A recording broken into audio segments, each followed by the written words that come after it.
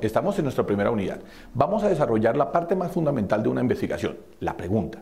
Si tienes claro la metodología, si tienes clara la pregunta, si tienes claro qué es aquello que deseas consultar, habrás avanzado un 60% de la misma. La investigación no debe verse como algo tedioso, como algo que no se puede resolver en corto plazo. La investigación debe ser de algo que nos afecta.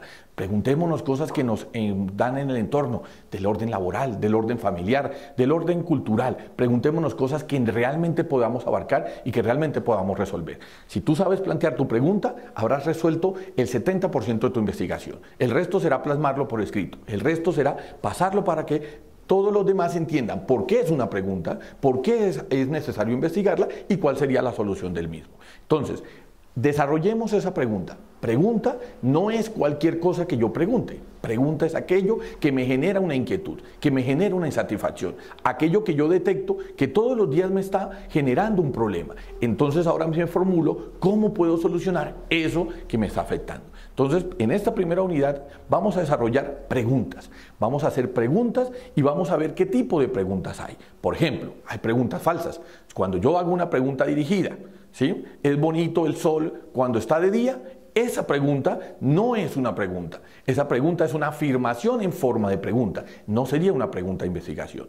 Cuando hacemos una pregunta dirigida, ¿cierto? Teniendo en cuenta que somos seres civilizados, la gente de Occidente, ¿qué pensamos de la gente que actúa en Oriente? Esa es una pregunta estigmatizante. Es decir, estoy juzgando a otra cultura porque no obedece mis parámetros culturales.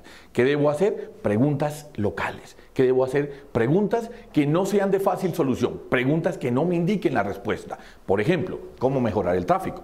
Por ejemplo, ¿cómo llegar más temprano a mi empresa? Por ejemplo, ¿cómo hacer mi proceso más efectivo? ¿Cómo hacer que lo que yo hago allá todos los días sea mucho más rendidor? ¿Cierto? Esas son preguntas. Esa es la verdadera intención que tenemos en este grupo. La intención es que generemos esa pregunta.